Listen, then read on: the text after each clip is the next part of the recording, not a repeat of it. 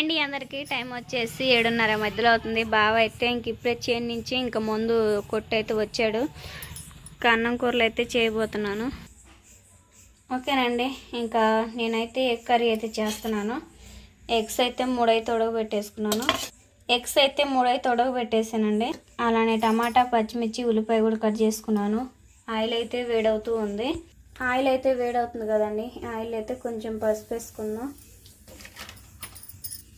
అదేవిధంగా కొంచెం సాల్ట్ వేసేసుకొని ఎగ్స్ అనేది ఫ్రై చేసేసుకోండి.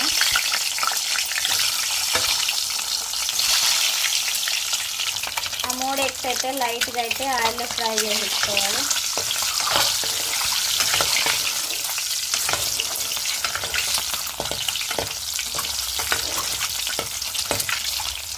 ఆ 3 ఎగ్లు అయితే లైట్గా అయితే ఆయిల్లో ఫ్రై చేసుకున్నాం కదా, తక్కువ తీసేసుకున్నాం.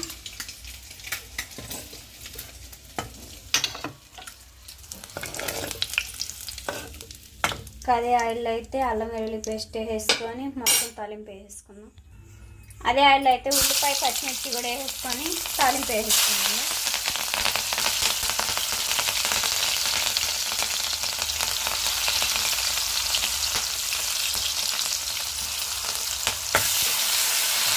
అల్లం వెల్లుల్లి పేస్ట్ కూడా వేసుకొని మొత్తం తాలింపు వేసుకున్నాం. అల్లం వెల్లుల్లి పేస్ట్ కూడా వేసుకొని మొత్తం ఫ్రై చేసుకున్నాము.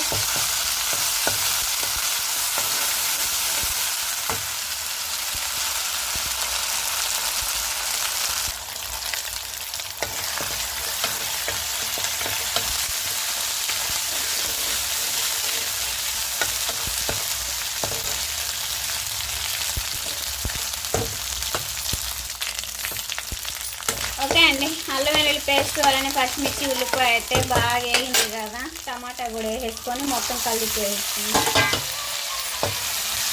బాగా అయితే ఇప్పుడు ఫ్రెండ్స్కి కూడా స్నానం చేసేసాడు. ఈ కర్రీ అనేది మూత పెట్టేసుకొని అమ్మాయికి కూడా బట్ట వేసేయాలి. ఓకేనండి, టమాటాలు అయితే వేసాను కదా, మొత్తం అయితే బాగా ఉడుకుతూ ఉంది. ఇలా బాగా ఉడికేటప్పుడే కొంచెం పసుపు, సాల్ట్, కారం కూడా వేసేసుకొని మొత్తం కలిపి వేసేసుకున్నాం. ఇవంతా బాగా ఉడికిన తర్వాత ఒక వాటర్ పోసేసుకొని మనం ముందుగా ఫ్రై చేసేసుకున్న ఎగ్స్ ఉన్నాయి కదా, అది వేసుకొని కలిపేసుకుంటే సరిపోయింది. సరేనా, కారం స్మెల్ పోయేదాకా అయితే 2 నిమిషాలు బాగా ఉడికించేసుకొని లాస్ట్ని వాటర్ పోసేసుకొని ఎగ్స్ వేసుకొని దింపేసుకుంటే కర్రీ అయినట్లే. ఓకేనండి, కర్రీ అయితే మనకు బాగా ఉడికింది కదా, లాస్ట్గా అయితే వాటర్ వేసేసుకున్నాం.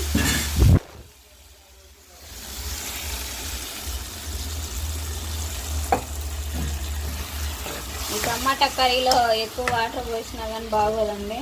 ఈ విధంగా అయితే పోసేస్తాం కదా, ఒక 2 నిమిషాలు బాగా మరిగిన తర్వాత స్టవ్ ఆఫ్ చేసుకున్నాం. ఓకేనండి, కర్రీ అయితే మనకు బాగా ఉడికింది కదా, లాస్ట్గా అయితే గుడ్లు వేసేసుకున్నాం.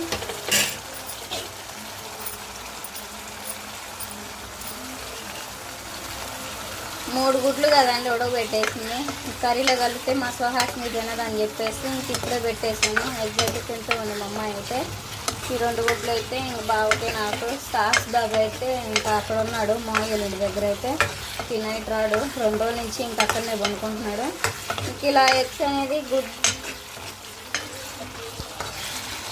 ఎగ్స్ అనేది కర్రీలో వేసిన తర్వాత ఒక 2 నిమిషాలు అది ఉంచేసుకొని స్టవ్ ఆఫ్ చేసుకున్నామండి.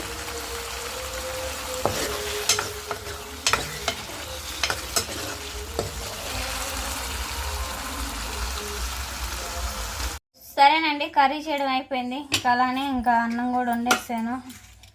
అయితే మధ్యాహ్నం కూడా భోజనం చేయలేదు. ఎప్పుడు మా ఆయనే కాదు కర్రీ టేస్ట్ ఎలాగుందో చెప్పేది. ఈరోజు నేను వండిన కర్రీ నేనే టేస్ట్ ఎలాగుందో చెబుతాను. ఎప్పుడు మా ఆయనే కాదండి, నేను వండిన కర్రీ నేనే టేస్ట్ ఎలాగుందో చెబుతాను. చూద్దాం మరి. కర్రీ అయితే చూస్తుంటే నూరూరిపోతుంది కదా, ఈ విధంగా చేసాను. మొత్తం అయితే కర్రీ చేయడం అయిపోయినట్టే.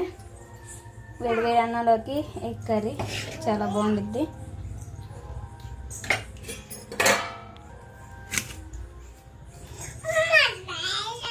మొన్నటి రోజునైతే బాలామృతం పిండితో స్నాక్స్ చేశాను కదా, ఎట్టున్నాయి? సూపర్.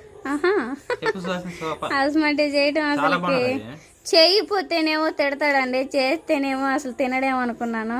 ఫ్లేవర్ మాత్రం బాగుంది, అసలు బాగుంది రాజు అని చెప్పేసి.